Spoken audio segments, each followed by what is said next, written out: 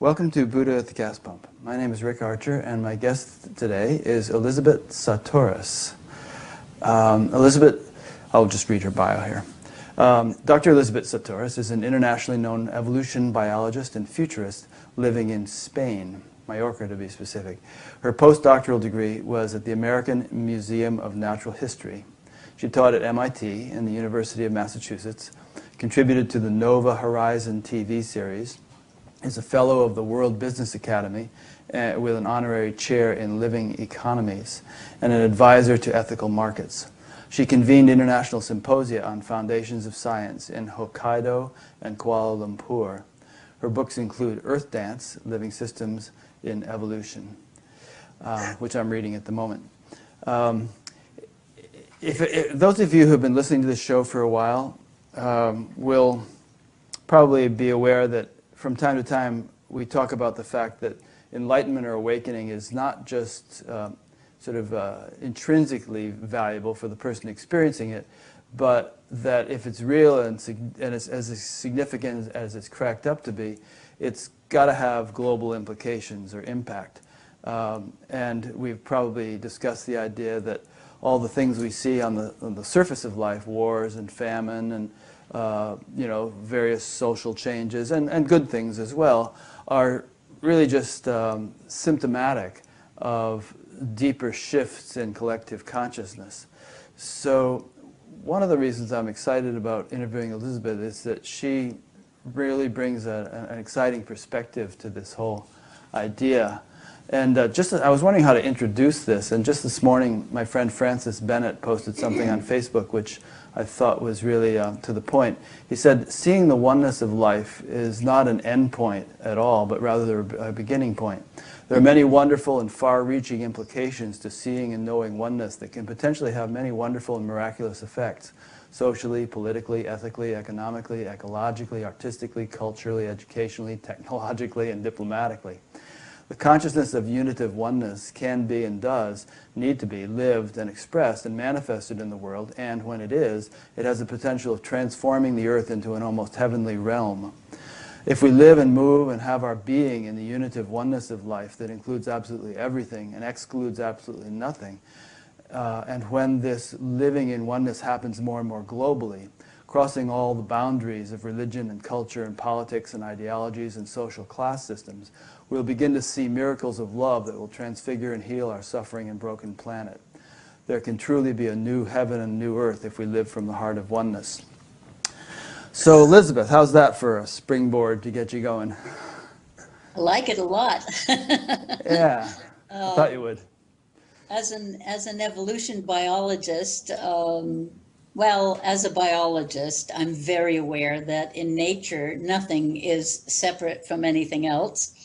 Although Western science has tried to pretend that is the case. It's tried to pretend that we humans are separate from the rest of nature, that we can study it objectively, and it tends to see rabbits in habitats where I see rabbitats.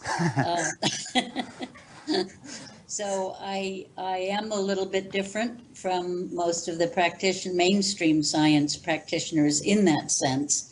That to me it's perfectly obvious that it's not about evolving species, it's about evolving ecosystems, an evolving planet in an evolving universe. And I also have a lot of difference with the basic story of science, and as you know, I'm very interested in how science is built on cultural assumptions, which they're actually beliefs. They're the things that whoever founds a science finds so obvious about the universe that there's no need for proving them.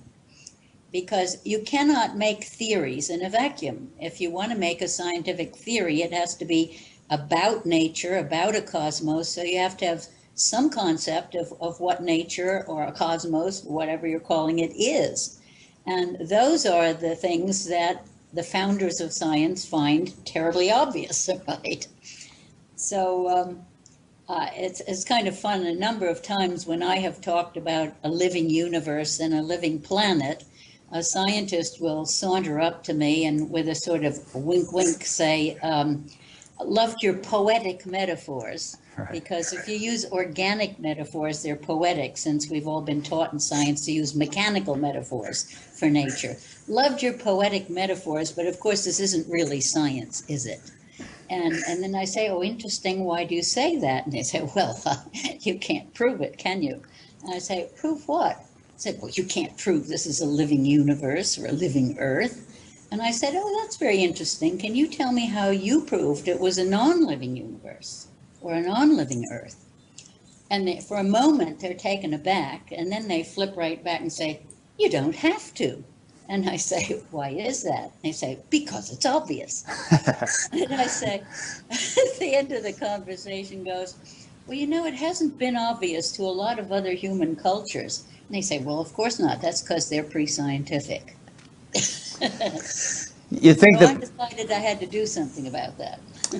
you'd think that by this time scientists would be leery of using the word obvious, because the history of science is littered with revisions where something that was supposedly obvious became was overturned, and science, you know, tells us, if we study anything, that which we obviously perceive through our senses is not what's really going on.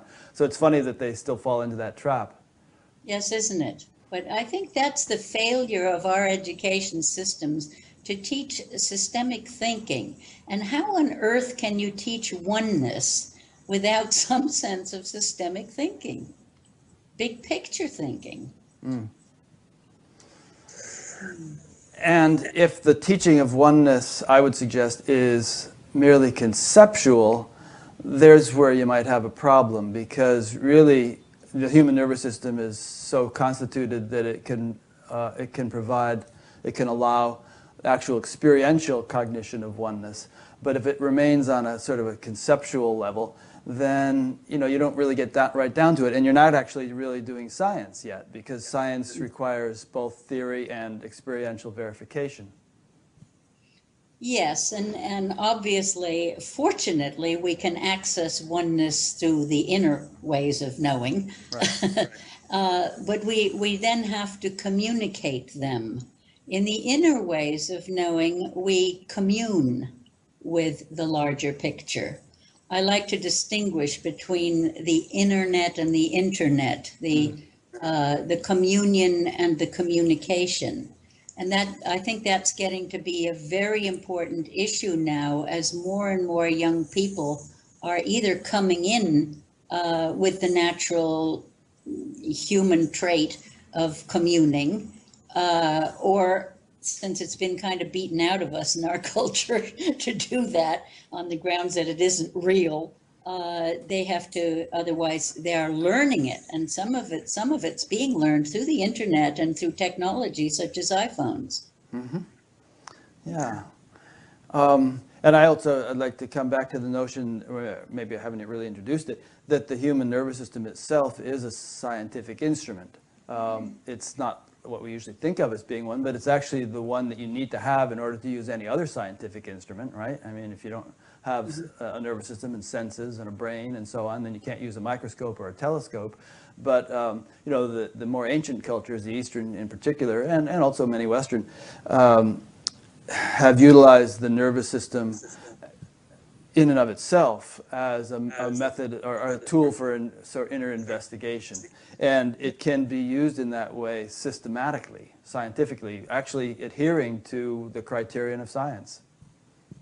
Yes, of course it can. And there have been sciences other than Western science. Western science, in fact, is the youngest science on the planet. And the young tend to be brash and egotistical and fond of saying my way or the highway, that I know it all. And there is that I know it all spirit in Western science, that even though it will acknowledge that it was built on things discovered in Arabic science or Egyptian science or Chinese science or something else, it will then say, well, but now we know the real, and now we have the real science. And what do you mean other sciences? Because I go around saying that just as there's a global consortium of religions, we should have a global consortium of sciences in which the rule is that, well, we distinguish between religion and science because religion gets its knowledge through revelation, through the inner path, and science through research or the outer path. However, since science is built on these basic concepts that are cultural and belong to historical times, such as Western science deciding this is a non-living universe. To my knowledge, no other culture ever had a concept of non-life at all. They knew life and death, but non-life is something that never was alive and never will be, like our cosmos, okay? So that was a fundamental assumption. The notion that it can be studied objectively without interfering with it is another assumption. Now, there were other sciences based on very different assumptions, and I held a series of international symposia on that very subject of getting different sciences to write out what their fundamental assumptions are. So if you made it a requirement that a science must get its knowledge through research, and it must open up, publicize its fundamental non-researched foundations, then we might have, because for example, Islamic science, it turned out, has a science of a living universe and a living planet. And Vedic science has a science that's founded on consciousness as fundamental. So where Vedic science says consciousness creates matter, Western science says no, matter creates consciousness. Diametric opposites, right? So why can't we acknowledge these other sciences and dialogue? Because, for example, Western science is wonderful at technological spin-offs, but its failure to understand how life really works makes it downright dangerous in areas such as food and health. Mm-hmm. So if we could talk to each other across these sciences, we might be able to say, well, you're good at this, so do it, and you're good at this, so do that. Science itself is a little bit schizophrenic. I mean, a couple of weeks ago I interviewed a physicist, John Hagelin, who wrote a paper called, Is Consciousness the Unified Field? He wrote that 25 years ago. And we had a lively discussion, and I have a few other physicists in the pipeline. But, certain branches of science, such as his, are perfectly comfortable with the notion that consciousness creates the brain, and not only the brain, but the whole universe, rather than the other way around. But, obviously there are differences of opinion, or also differences, science becomes such a narrow focus kind of thing. A person specializes and goes through graduate school and gets down to some minute little sliver of knowledge, and that's their whole world, And so they may be completely unaware of a very different perspective that some other branch of science has. And in particular, with what we're talking about, the latest cutting edge of physics, which is, as I said, very comfortable with the notion that consciousness is fundamental and the material universe is really just an excitation of that. Yeah. Yeah, I like to use the metaphor of a keyboard. You as a human are a keyboard of energy. Everything in the universe, physics has told us, is energy. And Einstein showed us that what I call the low keys on the keyboard, where the matter is, and the middle range, which is where the electromagnetic energy is, are the same thing. So you can transpose the music up and down from the low keys to the mid-range.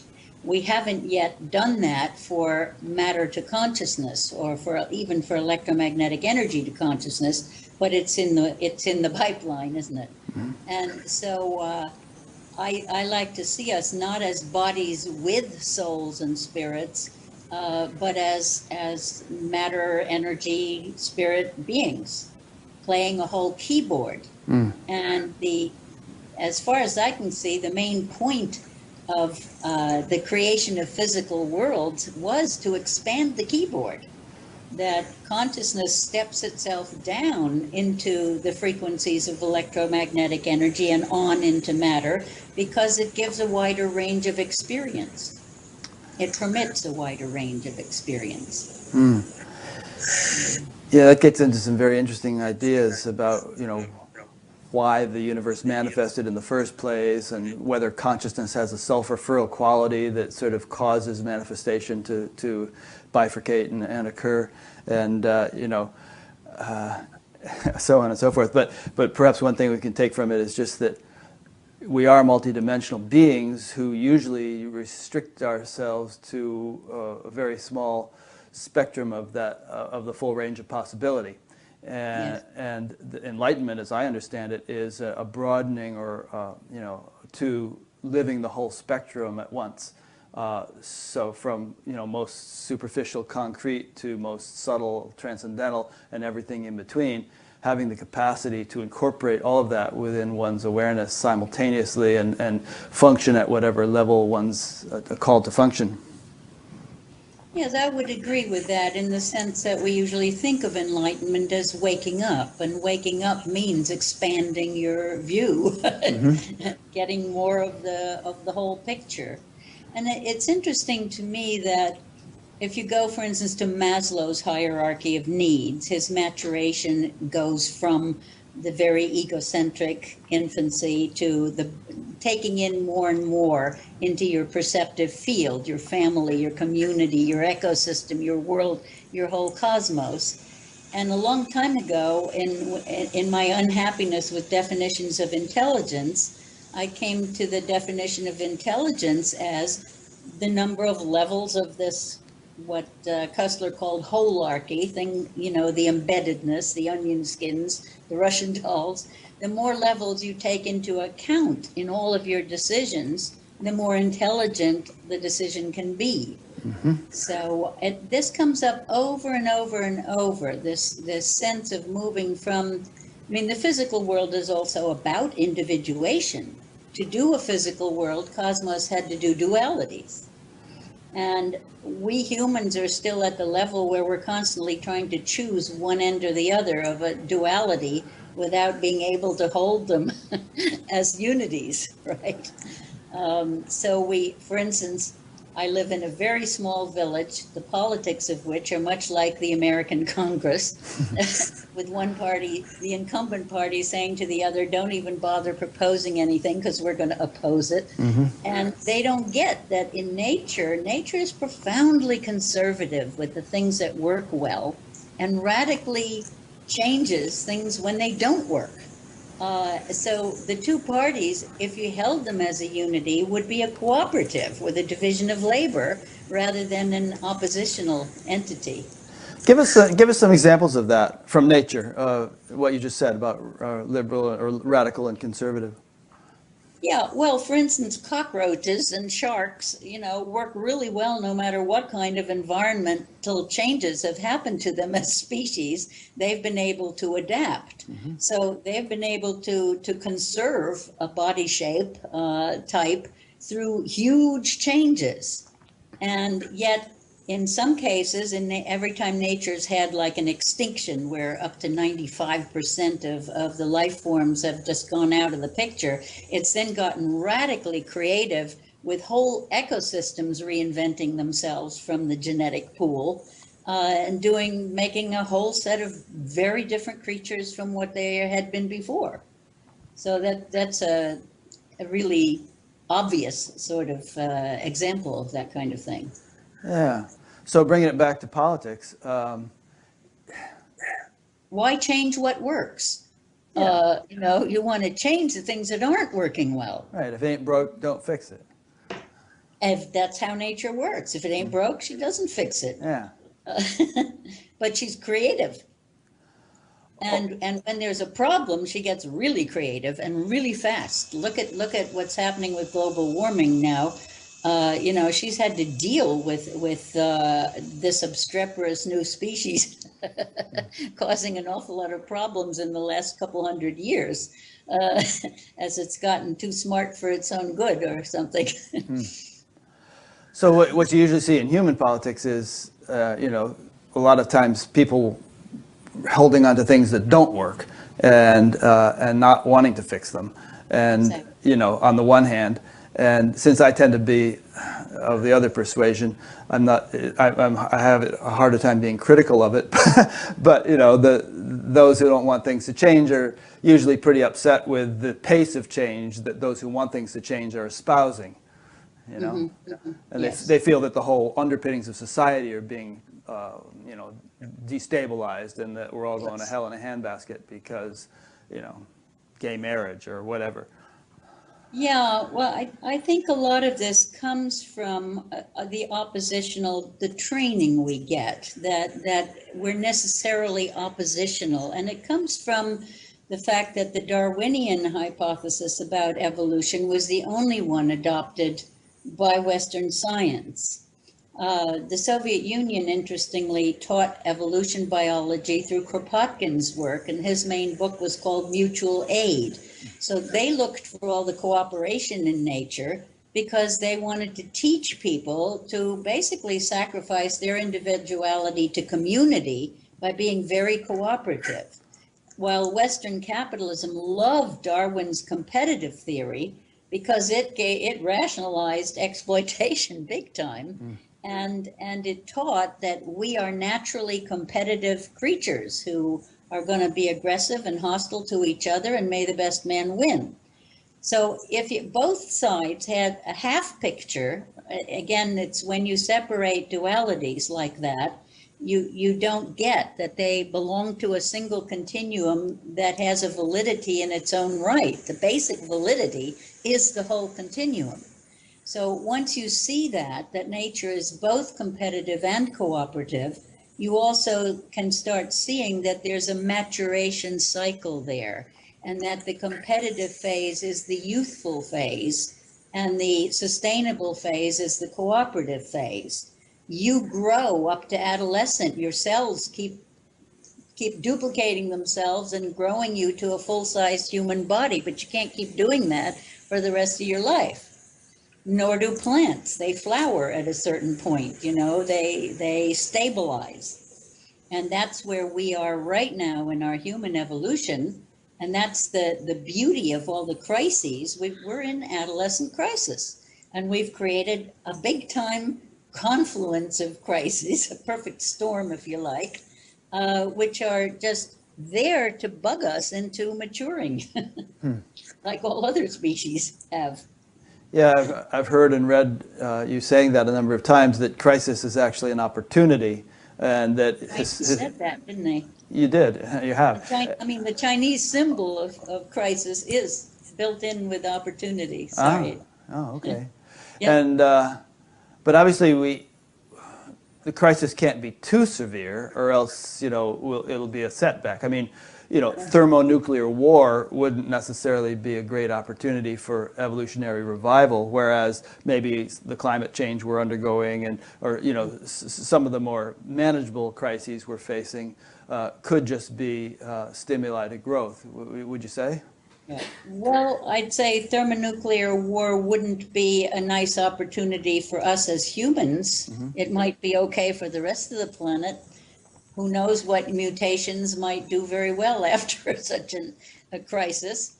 But from a human perspective, absolutely not. Yes, and that's the push is, can you solve these crises, and can you use your proactive mind to avoid total disaster? And this is something that I'm really wrestling with personally now, in the sense that crisis not only immediately flips people into their natural ability to cooperate, and we see that every time. In Fukushima, it was 100% cooperative.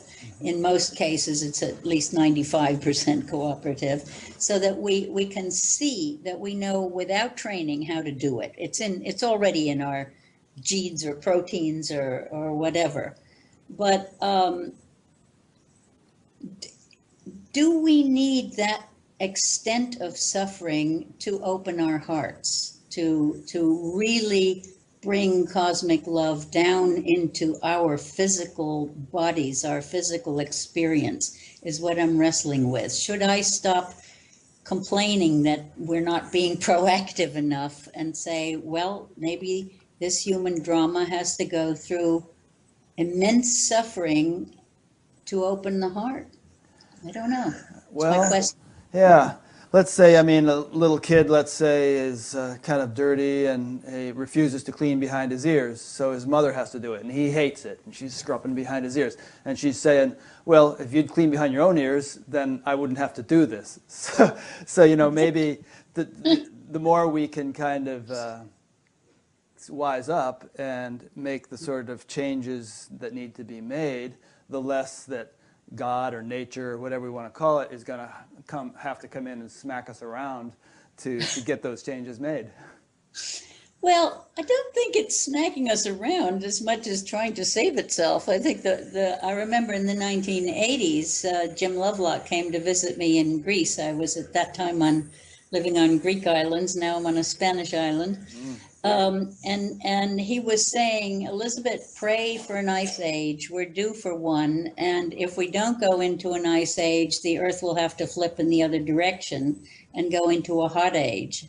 We humans have survived a dozen ice ages. We've never done a hot age, so I don't know how hard that'll be. Now, personally, I believe we can survive a hot age. You know, an ice age is on average 4 to 7 degrees colder than what we consider normal. We've been blessed with a very stable climate over past recent generations. And the hot age is about the same amount hotter than that temperature, which is still less than a lot of humans have lived well in deserts. And I've you know, traveled to Morocco and places like that to see how with very low-tech solutions they could be very comfortable in such climate. So I have no doubt that we humans can survive a hot age. However, we're going to have to adapt rather than in our egotistical mode thinking we can stop it. Well, yeah. Right. Well, first of all, if we do go to a hot age, such as what you're referring to, probably hundreds of millions, if not billions of people are going to be displaced and perhaps die. So that's going to be a bit tumultuous. Correct. There are going to be, you know, mass migrations, and depending on how sort of compassionate we are about it, there could be huge wars over water and territory and so on. You know, so it ain't going to be pretty. No, you're right. Yeah. And that's why I have to really struggle with my impatience that we're not being more proactive. Right. And we could be. I mean, we could have a moonshot effort to, you know, put solar panels on every roof and do all sorts of things that would radically change the environment for the better. But we're not doing it, and you know, half the Congress insists that there isn't actually any global warming taking place. It's not a problem. So, you know, it doesn't look too hopeful. Well, half of them don't even believe in evolution, it seems. Yeah. I think the education system is, you know, in dire straits and has just sunk below the levels of almost all the rest of the world. And that's I think very it's 24th or something, you know, by most measures in the U.S. Yeah. Both healthcare and education are way down there, double digits. Way down there. But hey, we're supposed to have a democracy, but a democracy doesn't function very well if people don't know what's going on. Yeah. And the American mantra has been, don't fence me in. Don't make any rules for me and don't make me do anything. And that's a dangerous perspective, because if you put individuation has been a very important part of our cosmic evolution, I believe, but you can carry it too far. And when you completely lose sight of community, and you only go for who can make the most money, you obviously get into adolescent crisis. So can we take the beauty of this individuation into community and to weave community at a higher level than we had before? And how much suffering will it take? Yeah. I think that what we're talking about when we talk about individuation and community are kind of the human reflection or manifestation of very fundamental forces that are sort of kind of basic to the actual formation of the universe. I mean, there's this sort of individuation process that takes place, but it's specificity arising out of universality. And I think that there's an equally strong current in the other direction, toward universality. But and we can find both of those things within us. I mean, there's the tendency of the senses to focus outward and get more and more specific, but then there's also a natural tendency, if we utilize it, to allow the attention to go within to unbounded awareness. And the whole trick is to be able to integrate and incorporate both simultaneously so that you can focus within boundaries while maintaining unboundedness.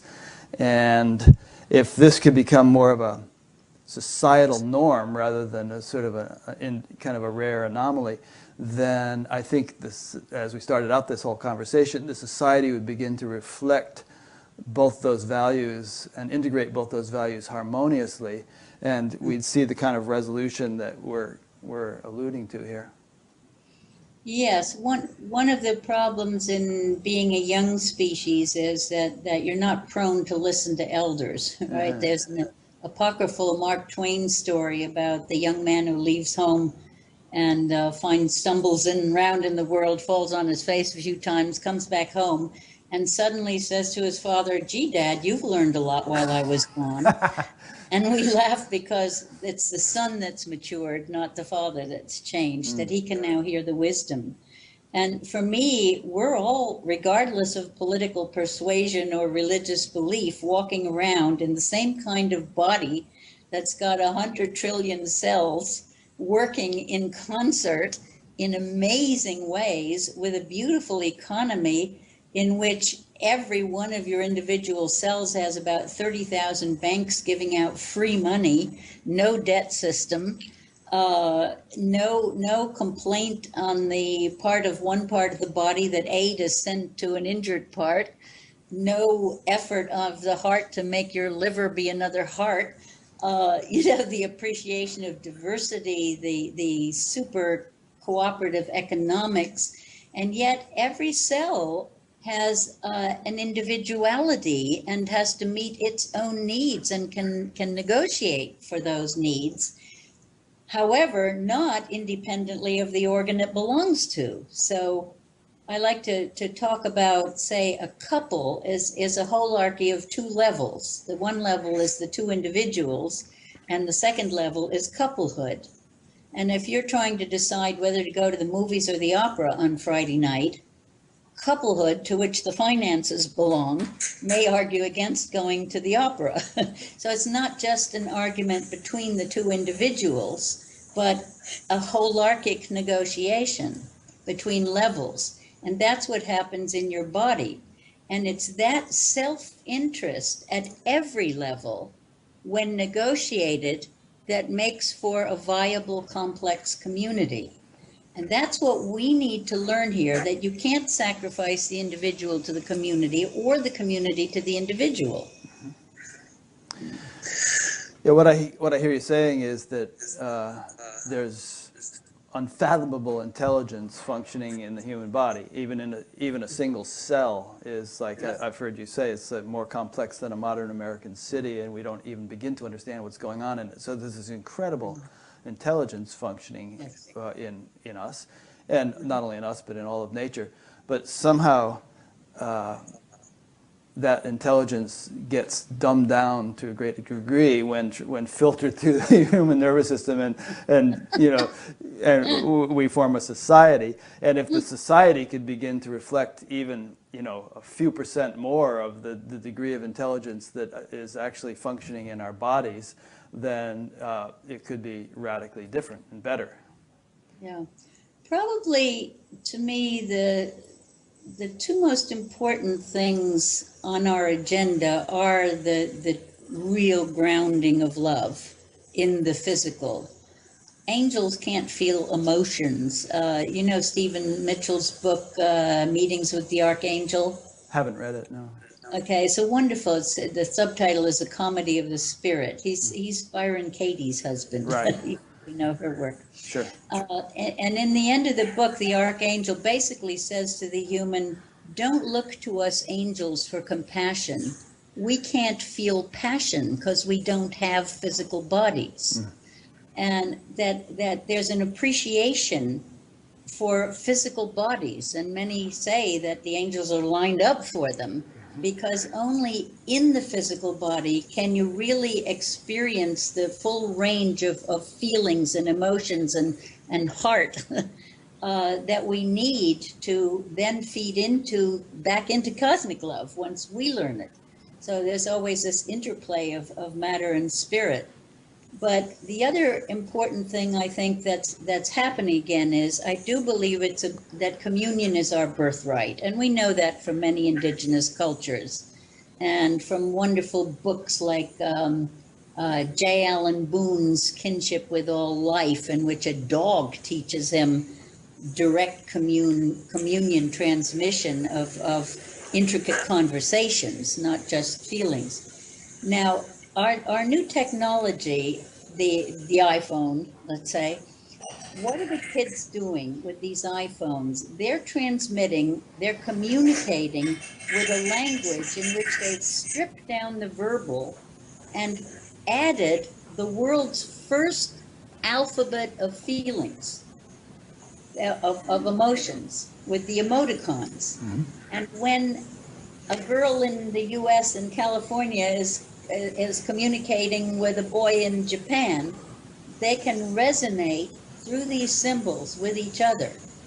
And that pushes them into communion or flips them into communion. And that can then be an avenue for the transmission of more complex information. So I think our internet is leading us back to an internet that's our birthright.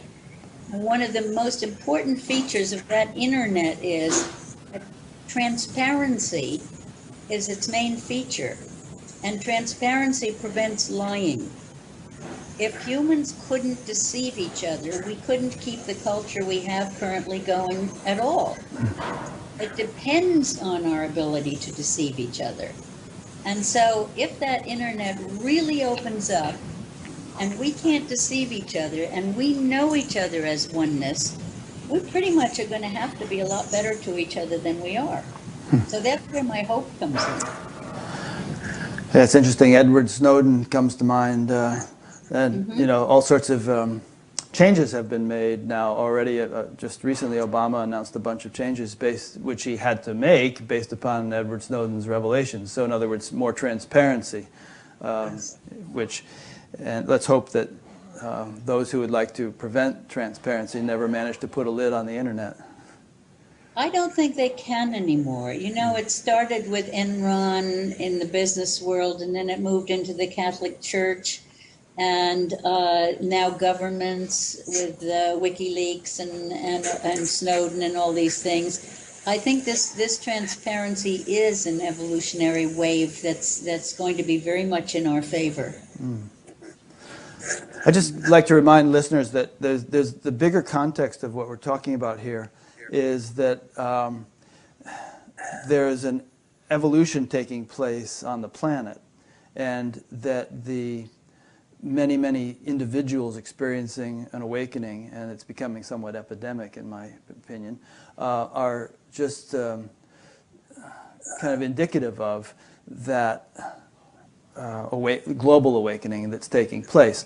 So the sorts of things Elisabet and I are discussing are symptomatic of that. And we've touched upon a number of things. We'll probably touch upon a number more. But that's the context, in case you're beginning to wonder well, what does this have to do with enlightenment or awakening, which is what this show is usually about. But, my whole point in introducing it and inviting Elisabet is that enlightenment isn't just an individual thing. It has global implications. No man is an island. And if it really is as fundamental, as significant as it's supposed to be, then we can expect it to, as it proliferates, which it appears to be doing, to really rock our world. Absolutely. Yes. Yeah. And I think it's already rocking it, and we just have to sort of it is rocking it. Hold on and enjoy the ride. In fact, a couple of, something I once heard Maharishi Mahesh Yogi say. I was on a boat ride with him in Switzerland, and we were talking about this whole idea of phase transition, which is a term from physics, but being applied to society, where the society was going to undergo this huge transformation. And people were concerned they might not survive it. And they asked him, well, how can we survive it? And he just said, hold on to yourself. Mm-hmm. Yeah. Meaning self with a capital S. If you can be established in that, then all heaven and earth might pass away, but I go on forever. Well, of course, that's a big thing in our culture, that we've been taught a lot of fear, and fear of death is one of the primary fears that we're taught, and then fear of the other, fear of the enemy.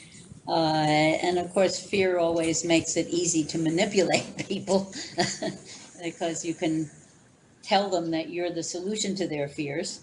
Let's get back to the idea of discuss a little bit more about whether or not this is a mechanistic universe, as some scientists believe it is. The other day I was looking at some beautiful pictures that were taken by the Mars rover of real close-ups, down to the tiny little pebbles of rocks on Mars. And it was just, as I was looking at it, I was just thinking, golly, there's the same brilliant organizing intelligence in those little pebbles on Mars as here in my thumb and here in this room and so on. And it's just omnipresent, which is of course a word that's used to describe God. And I when I get on that sort of train of thought, I also think, well, how in the world could anyone think of this as a mechanistic universe? It's so obvious that it's not little billiard balls randomly running into each other. Even if we give some credence to randomness and natural selection and all, there has to be some intelligence behind that's running the show, that set up the rules in that way. So I don't know, I just scratched my head when I, very intelligent people, Neil deGrasse Tyson, I was listening to him the other day, Me too. yeah, and he seemed to be saying that, kind of poo-pooing the notion that anything resembling God in any sense had anything to do with the running of the universe, if I understood him properly. So anyway, I'm not so sure. Yeah. Maybe I'm wrong in assessing him. I was just listening to one podcast, but and so I apologize if misrepresented him. But there's so many scientists who feel this way, and it always amazes me. I don't understand how a scientist, someone who looks at nature closely, or a surgeon, for instance, who's busy opening up the body and looking at its marvels, could be an atheist. Yeah, really. Well, I really do understand, I think, how this came about. And that's just because the founding fathers of science in Europe were obsessed with mechanism. It was still relatively new. It was very much in development. And it could be completely understood. When you construct a machine from parts, you really understand how it works. And so what they did was they projected this engineering skill onto God himself. Descartes literally said God is the grand engineer inventing the machinery of nature. So it was very clearly a projection of these men onto God, and then turning it around and saying we're created in God's image.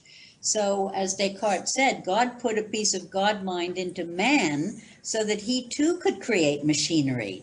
So God created the machinery of nature and then put God mind into his favorite robot. it sounds a little odd to us today, but at that time, and you have to admit, it's logically, it's complete because there's intelligence at all levels in that system. It's not exactly the way, we would frame it.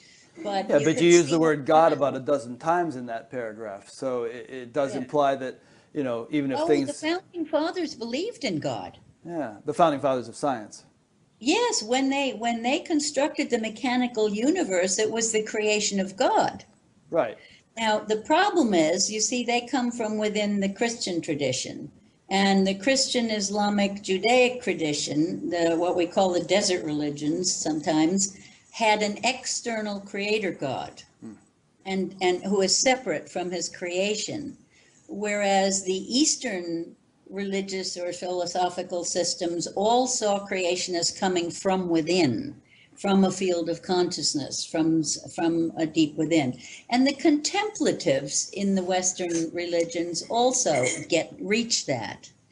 So in a way, it was easier to deal with the masses, I think, with this concept of a father God that gives the rules and stuff like that. Even the Vedics made up local gods and stuff for the people to worship, because they felt they couldn't grasp the real thing. So anyway, I don't think it's so hard to understand how it came about. The Industrial Revolution was a very heady time for humanity, and it was a matter of, projecting ourselves onto God and then saying it was the other way around.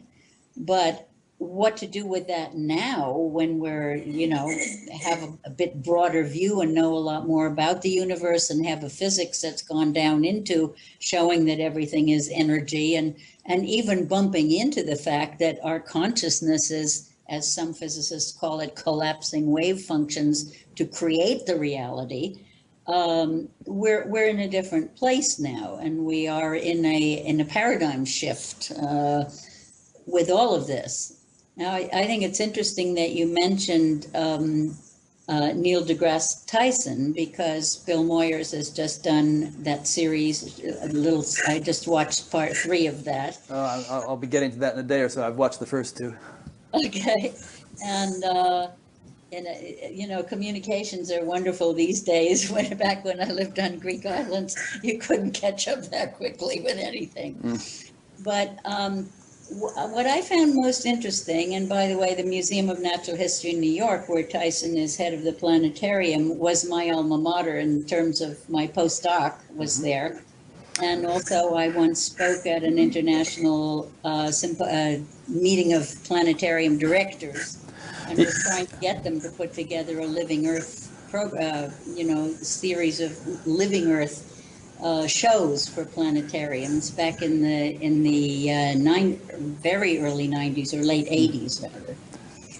But Tyson is the only mainstream physicist subscribing to the standard model in physics who at least admits that all this dark energy and matter is gravity. And that's a big step in the right direction. I don't happen to believe in dark matter and energy, nor do I believe in the Big Bang. My universe is in continuous creation, and it's in perfect balance, as I think the Taoists totally understood it. The yin-yang symbol is so obviously radiation and gravity in balance, spinning inward and outward, that,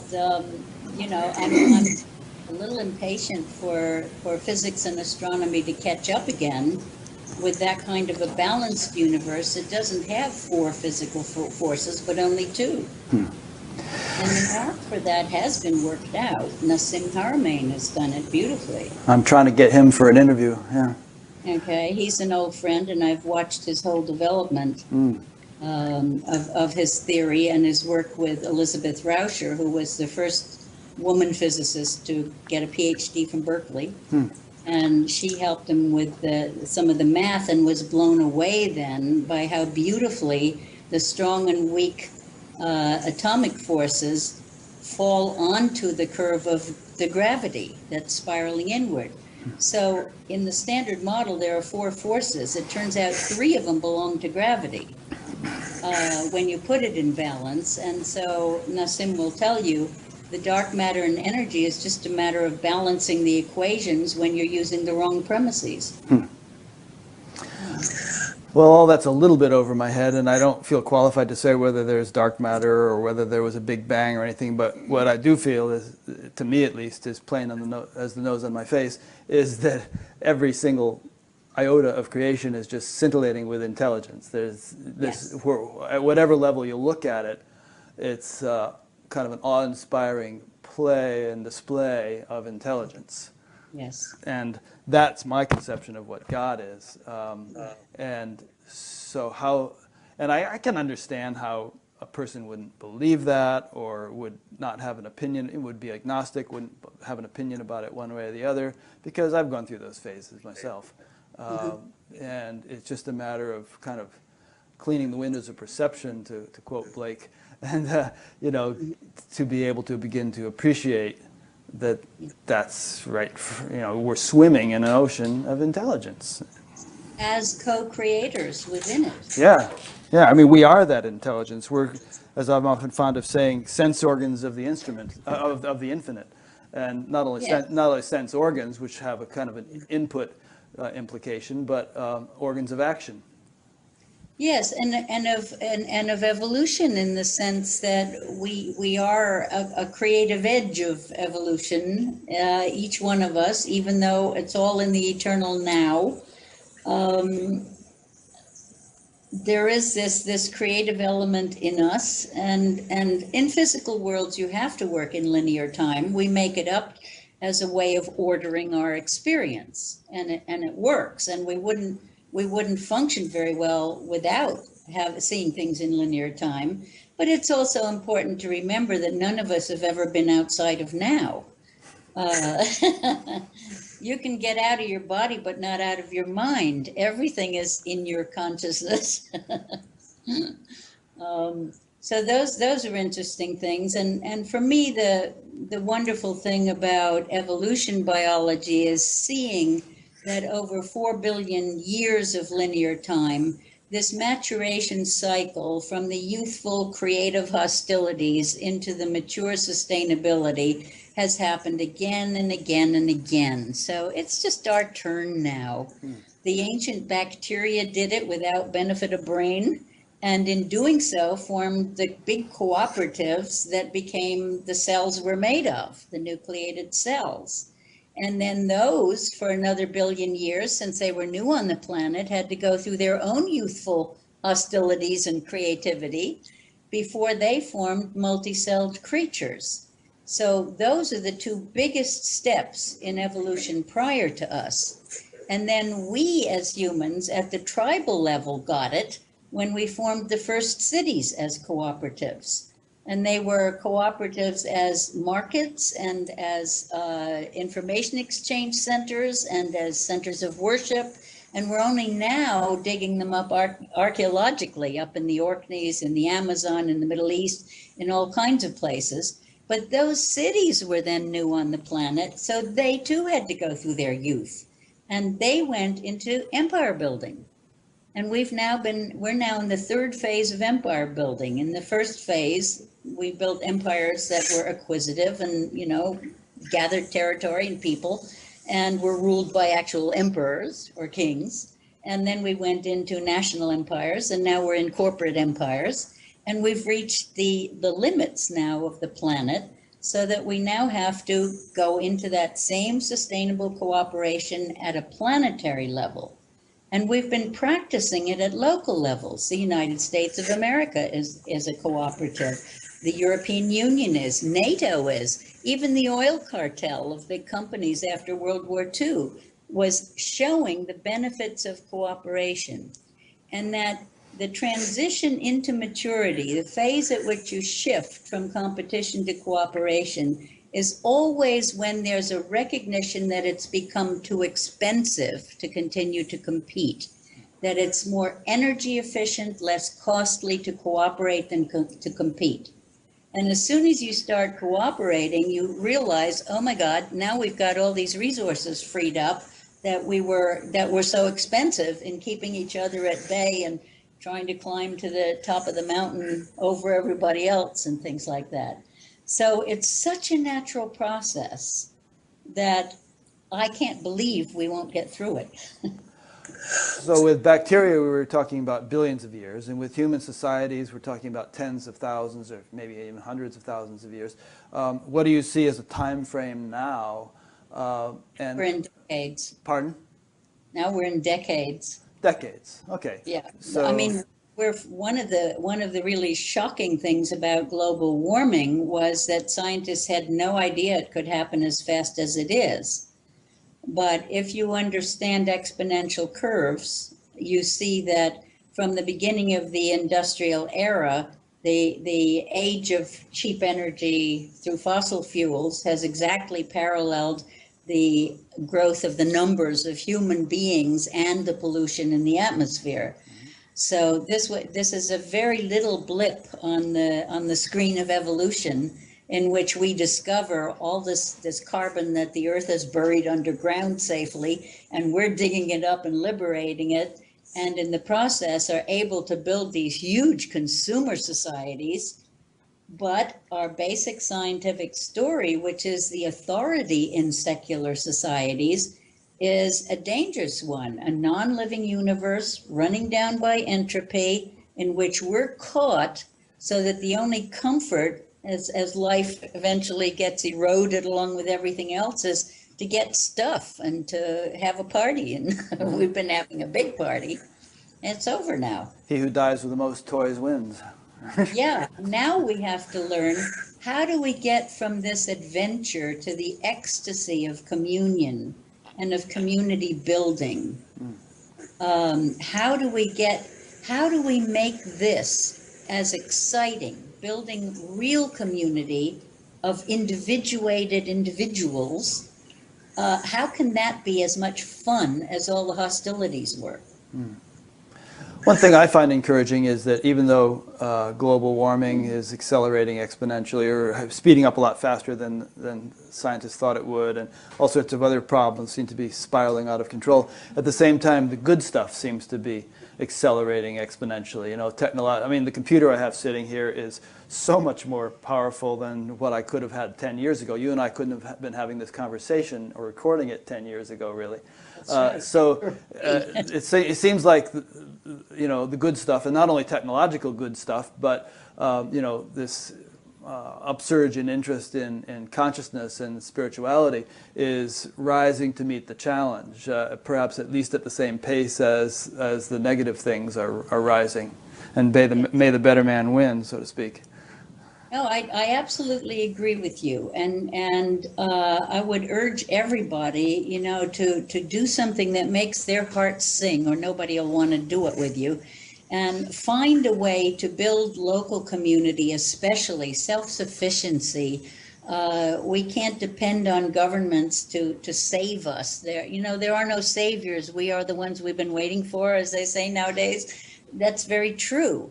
And it's our ability to wake up, to see the oneness, to love each other, to build community, and I like to say to young people, all you have to do is stop doing the stupid things your elders did.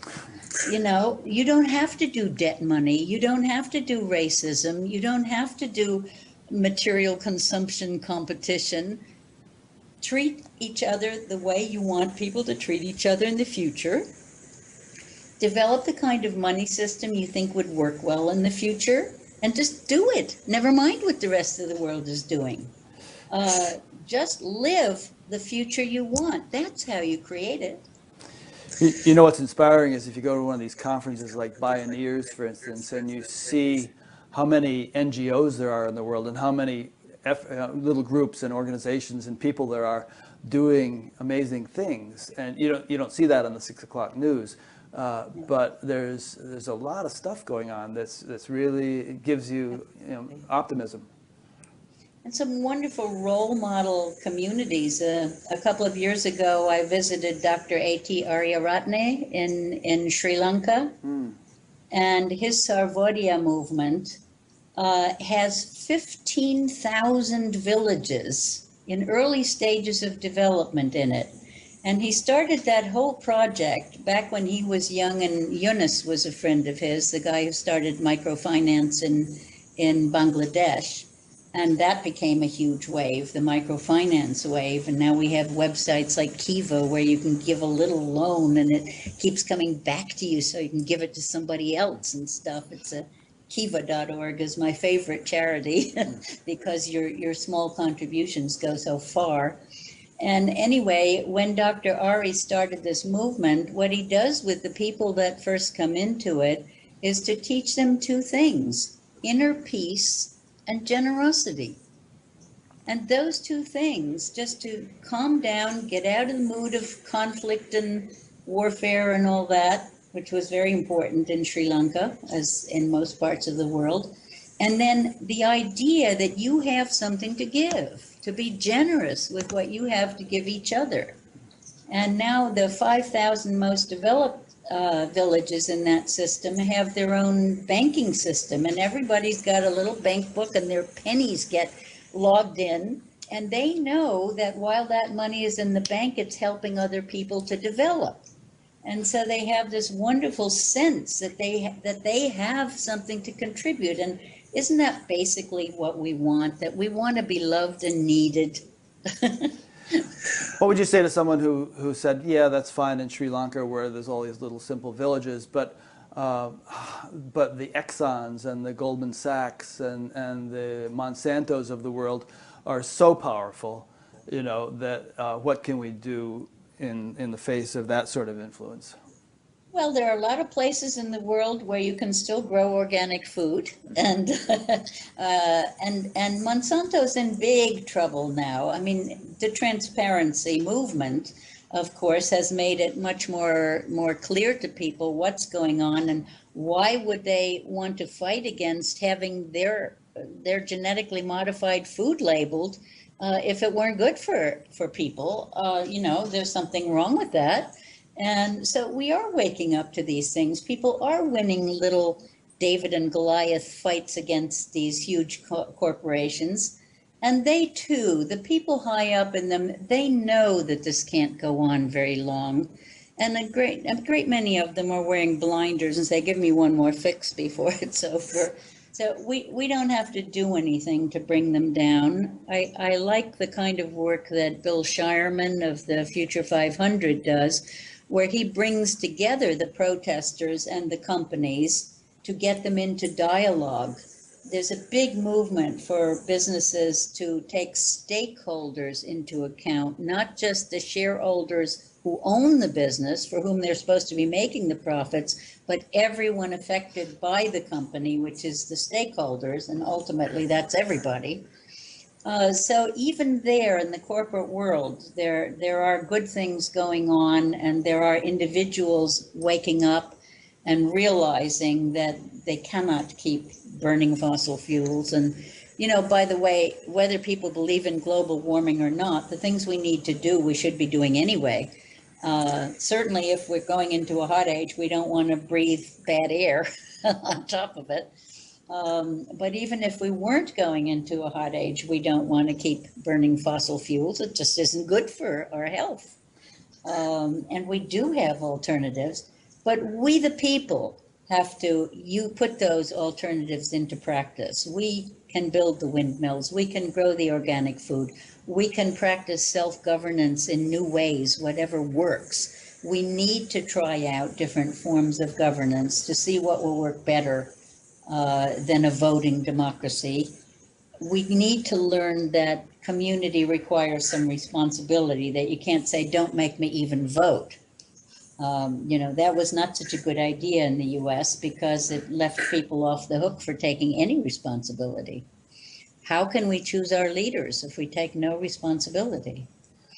What was it that Margaret Mead said? Something like, don't doubt that a small group of committed individuals can make a difference. That's the only thing which ever has. Yes. Something like that. And we are no longer a small group of individuals, as you say. There are huge numbers of us, and huge numbers of people are getting the oneness. I just went through a process with a lovely actress from Zimbabwe and an artist from London as a committee of three within a group called Emerging Women, Emerging World. It's a new international group of us in which we're identifying 25 alarm bells in the world that show we have to change things, and then 25 exemplars of people already making such changes, like the Sartoris movement. And it was hard to stop. You know, we found so many good things happening in the world. And by the way, for people who say, well, that's all well and good for Bangladesh or for Sri Lanka, you know, for poor people in the countryside, but what about all us urbanized people? In Spain, we have the Mondragon cooperatives, which were started 30 or 40 years ago by a Catholic priest in the Basque country up near Bilbao on the northern Atlantic coast of Spain. And he said, I don't want communism or capitalism. I want a society that's based on loving human relationships. And he went around in bars and wherever he could find young people and set them that challenge. You know, how would you create such a society? And got a lot of ideas. And then they built it as an industrial cooperative. And it now has over 200 or 300 businesses. A couple of them have gone out of business because of the recession, which affects everyone. But on the whole, they're doing far better than the rest of Spain in this recession because they take care of each other. No one can earn more than 6 times the lowest salary. Everyone is employed. If a business closes down, other employment is found for the people. And, you know, they've learned how important community is. So we do have good examples. One thought that came to mind as you were saying that is that people seem to take for granted that the world they live in, even if it's changing quickly as ours is, but that the world they live in is kind of normal in the way it is. And it's hard to envision things being radically different. 150 years ago, who could have envisioned, aside from people like H.G. Wells, who could have envisioned, you know, jet planes crossing the ocean in a matter of hours and going to the moon and computers and all the stuff we have now? And yet, and if you had somehow put a person in a time machine from that era and planted them here, they'd be completely dumbfounded by the degree of change. And, you know, I think we're still prone to the same myopia now, but things are, so the change is accelerating so quickly, and if you look at it from that perspective, it's easy to see how even within our lifetimes things could be radically different than they are right now. The next 10, 20, you said decades, 10, 20, 30 years, there could be such radical change that, you know, more change than has taken place in the last 150. Yes. And I tend to not be so interested in most of the things that futurist organizations are predicting. And you are a futurist, by the way. I mentioned that in your intro and haven't talked too much about futurism. But I think the future is going to bring us very different things than what I see. I see a lot of interest in the technologies of control of ourselves, of our lifespans. Yeah, replacing our organs and all that. Yeah. Yeah, of managing our everything with genetic modification, all that. I don't think that's going to go to nearly the places they think it will go, because as we wake up, I think we're going to lose interest in those things. As we lose our fear of death, we're going to have a lot less interest in preserving ourselves for centuries and millennia on ice or whatever. And also we're going to have so much more awe for how our own genomes function, and our proteins, which are the real intelligence in the body. I think they invented the genes in order to store their information. They're the ones who do all the work and who pick the genes that get expressed and all that. And they get very short shrift. We always hear about DNA. We don't hear much about protein, which is what you see when you look in the mirror. Anyway, I think our oneness and our interest in community, in love, in sharing and caring, in becoming truly sustainable is going to outweigh those things that were like new toys for us. And we'll find that we don't need those things to maintain good health. Most chronic diseases now are responding extremely well to green smoothies and, good diet and good dentistry and as little interference as possible with the body, and nourishing your immune system is feeding your gut bacteria the right thing. So I think the reason indigenous people didn't develop many technologies is because they just flat out didn't need them. They could go to the center of the earth or the moon without a spaceship and, see what was going on in the rest of the cosmos, because they were in communion. Yeah. And they could ask the plants which ones would heal what. And so they didn't have nearly the need for technology that we do. I love technology when it's used appropriately. I don't want my food supply messed up. I think nature understood very well how to make healthy food, and that we can certainly do permaculture and things that make it more efficient to grow good organic food.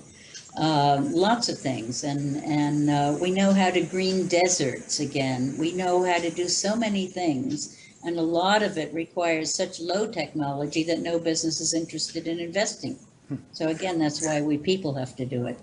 It's funny you just mentioned green smoothies. My wife is sitting here a few feet away working on a book cover about green smoothies, the 10-day green smoothie cleanse. Has a picture of a green smoothie right on the screen on her monitor here. Synchronicity. Well, everything you just said reminds me of what we were talking about earlier, which is that if we conceive of this as a mechanistic universe, then mechanistic fixes are going to appeal to us. Getting a new, Yes. mechanistic liver or something, or changing body parts, or freezing ourselves, or doing all these different things. But it's not a mechanistic universe. That's the misconception. And so I think if, Jimmy the Greek shouldn't bet on, a mechanistically based future, because that's not the way it's going to pan out. It's going to pan out in terms of it being an intelligent universe and all that implies. Absolutely. I'm totally with you on that. And I gave up the mechanistic universe so long ago that it's almost hard to get myself even to think that way again. But I think you're absolutely right that the obsession with mechanics comes from that worldview, and that we will lose the obsession with mechanics that aren't biomimicry, that, are not done with there's lots to do in technology, and I know that there are total techies who don't want anything to do with organic gardening, and that's fine, because if they will figure out how to do photosynthesis at the human scale and make floating houses or whatever, fully recyclable technologies, that's fine with me. As long as they don't put any toxics into their technology and make it fully recyclable, let them go for it. Well, it's like you were saying earlier, if we have an either-or mentality, and either it's got to be all mechanistic or all, organic. Back to barefoot nature, or if it's, political, all conservative, all liberal, then we've got problems. But if we can integrate the best of both worlds, then... In an elegant simplicity. Yeah, and so, I don't think I'm not a futurist, you are, but I don't think the future will be, back to like hoeing in a loincloth. It'll be a technologically sophisticated world, Yes. But at the very same time, it will incorporate the best of what indigenous cultures had discovered. Yeah, So, and the more two aren't so. opposed to one another necessarily. More so because we have microscopes, for example, and can look at how nature constructs buildings and look at things, as Janine Benyus in her book Biomimicry, which is now a huge movement, pointed out, for instance, that a wasp nest weighs 300 times less than its inhabitants, and can be hung by a single thread and not come down in a hurricane. Mm-hmm. We're learning so much from the micro world of nature, which is much older than the macro world of nature. So it's had 4 billion years of evolution to figure out how to make a cell and how to construct a horn or marine glues and stuff. So there's loads of fascinating things for scientists to learn, from cosmology to the micro world, and for people interested in technology to copy nature. We've always copied nature. There's nothing else to be inspired by. So humans have always been biomimickers in that sense. We fly like birds, and we tunnel like moles, and we weave like spiders and all that. But now at that nano level, we're learning things that we never knew before, and it's because of our technology. So that's the good side of things. Yeah. I'm reading your book Earth Dance now. I read the other things you sent, and I've taken a big chunk out of Earth Dance, and I'm really enjoying it. And for some reason, as I was reading it, inspired me to write down just a few little notes about Darwinism versus intelligent design. And these days, I mean, I still get the sense that in modern science and education, it's considered blasphemous to question the validity of Darwin, and that these religious people that try to bring in any sort of sense of divine intelligence through such theories as intelligent design are dismissed as rubes, who just have a hidden agenda that is completely antiquated. But to what extent do you feel like Darwinism is deficient or incomplete and shouldn't really be the dominant understanding of evolution? And to what extent does it have good stuff in it, validity, and perhaps just needs supplementation from a deeper or broader perspective? Yeah, it's not so much wrong as incomplete. And when Darwin at the end of his life said humans have to bring ethics into nature, on the one hand, that's not a bad message. On the other hand, I say, isn't my body behaving in extremely ethical ways already because of the part that Darwin missed, the cooperative mode? Isn't it very ethical that my heart isn't trying to turn the liver into another heart, and that aid goes to wherever it's needed, and all of these ways of sharing in the body, the resources and all that. But maybe for humans, it's important to take the responsibility of ethics, because we are the only species that needs to devise an ethical system. I'm saying we could find it in nature if we wanted to learn from that.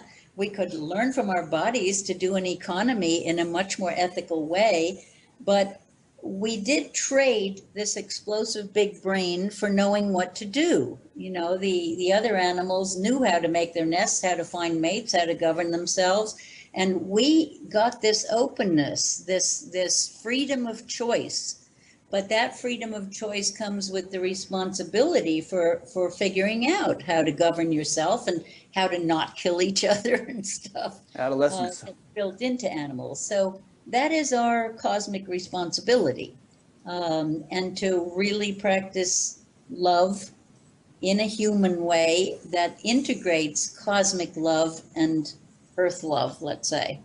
So Darwin just didn't go far enough, and some of it seems tautological. I mean, to say that what survived is what adapted doesn't really tell me very much, because it's kind of obvious. It's not like a theory, it's like an observation. So I'm not opposed to Darwinism. The intelligent design movement, it depends on whether they're coming from a very fundamentalist biblical perspective, where just now I heard that a congressman or a senator got up and said the world was only 10,000 years old, and God created man overnight, and that fundamentalist perspective is very unscientific. Maybe it was Neil deGrasse Tyson who brought that up. I don't remember. I did watch him today. But on the other hand, if you adhere to the notion that this is an intelligent, self-creating cosmos, that we are co-creators within, then if I say I am God, I have no problem saying that kind of thing, but I might look like a lunatic to a religious person and a quack to a scientist, right? Well, if they thought that you were referring to your individuality, yeah. But Yes, if they exactly. if they realize that you're referring to the deepest aspect of what you are, then it would make sense. So if the Texas Board of Education were to call you up tomorrow and say, Elisabet, we're having a hard time here between the Darwinists and the creationists, and we can't resolve it. They both want to control the curriculum. Would you like to resolve this for us? What would you introduce? I would say, as I did once when I was called to the Middle West to give a talk to go with the evolution exhibit called A Walk Through Time, for which I wrote the sort of coffee table book, that a reporter called me up and he said, look, you're an evolution biologist. You're coming to the Midwest. This is Bible country. I don't think you're going to have a big turnout. And I said, are you writing an article in the paper about my coming? He said, yeah, and I really don't know what to say. I said, look, just write that a creationist evolution biologist is coming to town. He said, what do you mean? I said, well, as far as I'm concerned, evolution biology is enormously creative and the whole universe is creative. So I don't see why I can't call myself a creationist. I am a creationist in the sense that I believe the universe is intelligent creation, right? So he did, and I had a really good turnout, and they bought all the books and everybody seemed to be happy. And I said, the difference between you and me, to the Christians, is only that you see God as external to creation and I see it as all one. And that's not such a big difference that we can't be friends. It does say someplace, doesn't it, in the Bible that God is omnipresent? And if Yeah. God is omnipresent, how could he be separate? Hello. Yeah. I mean, it means he's right here and permeating everything. Yeah. Yeah. But as we said before, in youthful mode, you may need to see him as a father. Yeah.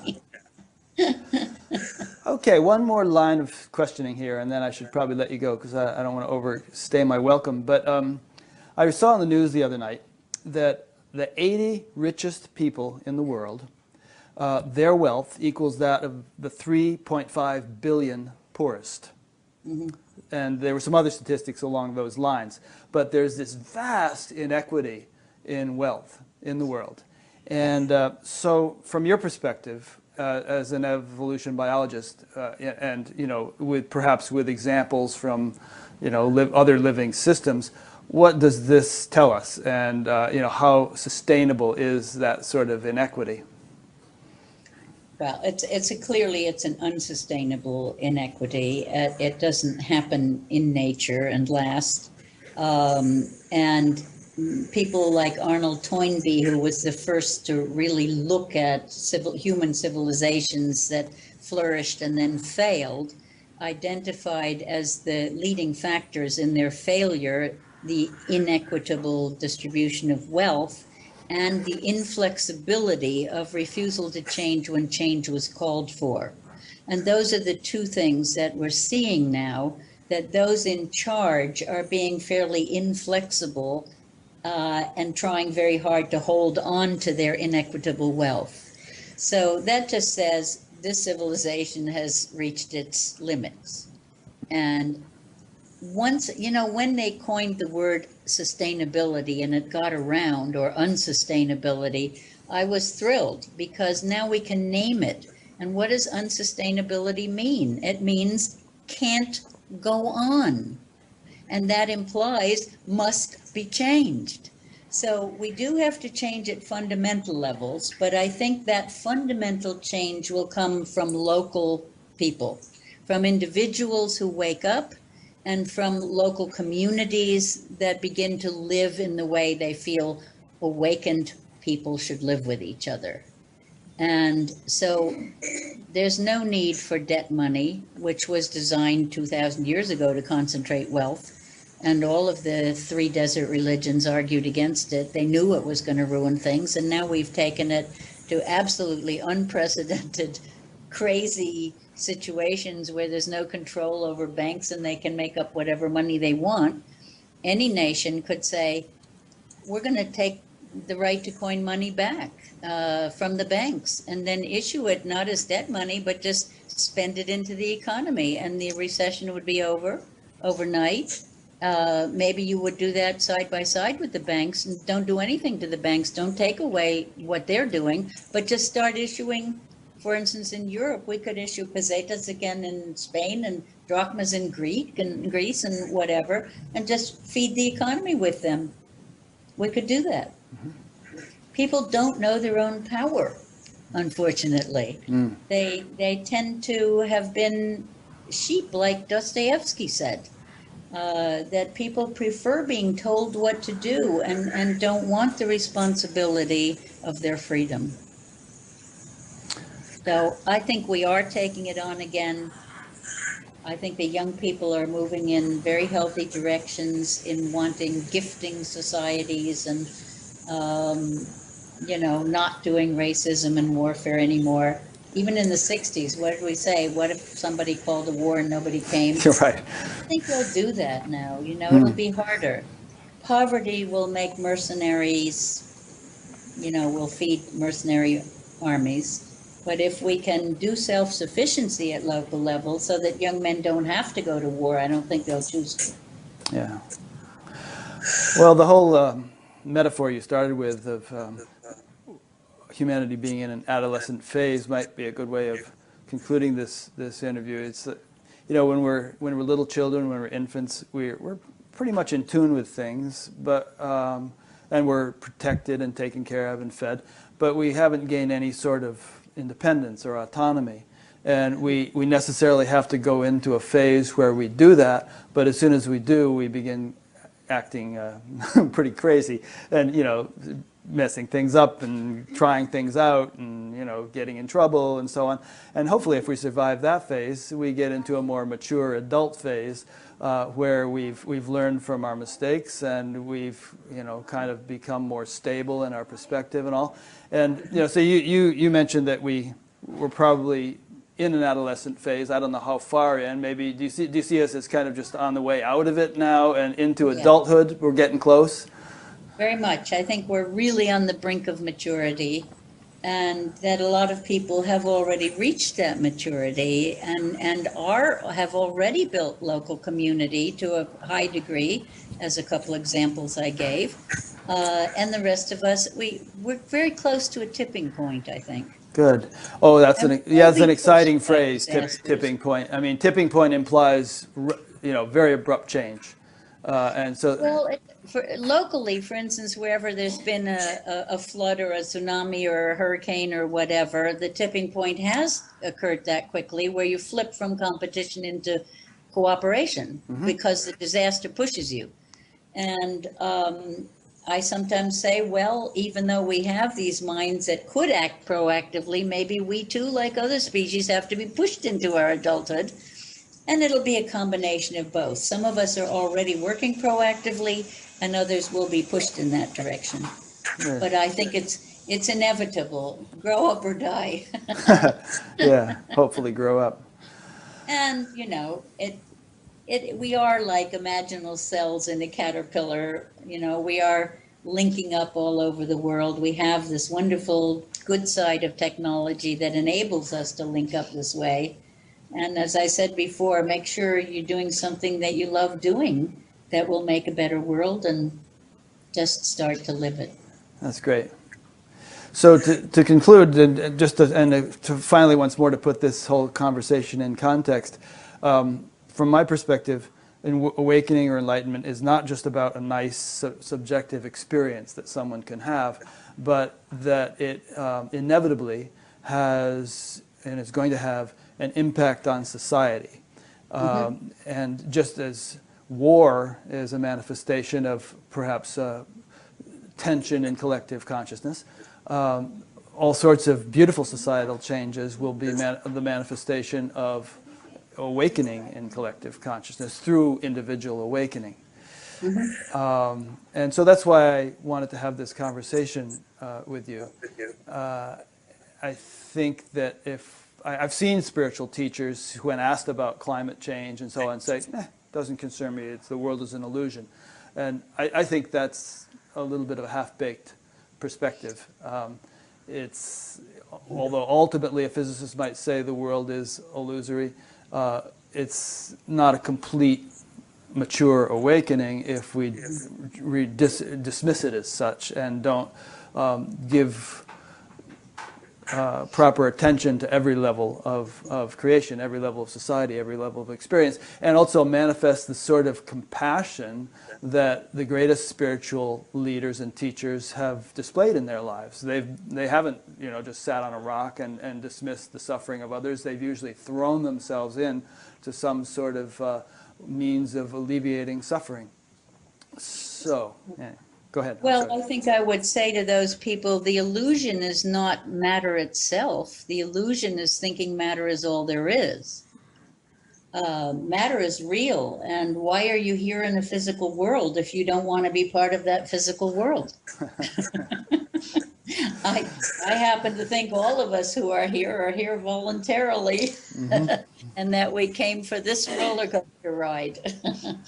Yeah, there's a comedian who said, I broke up with my girlfriend because I wasn't really into meditation and she really wasn't into being alive.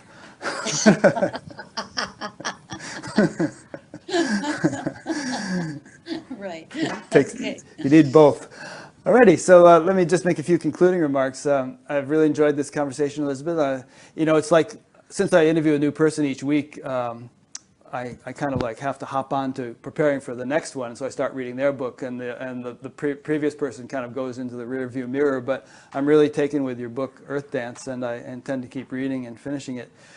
And I encourage others to look into it. If you like a sort of an intelligent discussion of scientific principles from an evolutionary perspective, from a spiritual perspective, you'll enjoy that book. This interview has been part of an ongoing series. There are over 200 of them now, and people who have found this interesting can see a great variety of other interviews. They're all sort of on different topics, different angles, with a basic common theme, by going to batgap.com, B-A-T-G-A-P, which you'll also find there alphabetical index of all the interviews, a chronological index. We're even building a geographical one, because a lot of times people get in touch and say, I can't find a teacher in my area. So someone's working on building a geographical index of all the people. And there's also a discussion group. Each interview has its own little section in the discussion forum, and there'll be a link to that on Elisabet's page. There is a link to an audio podcast so that you can just listen rather than having to sit in front of your computer for a couple of hours. And there's a donate button. Buddha at the Gas Pump is a 501c3, which means in the U.S. It's a nonprofit tax-exempt corporation. And a number of other things. Just explore the menus. So, there's also a place to be notified by email each time a new interview is posted. So sign up for that if you like. So thanks for listening or watching. Thanks again, Elisabet. It's been a joy talking to you. And we'll see you all next week. Been a pleasure to be here.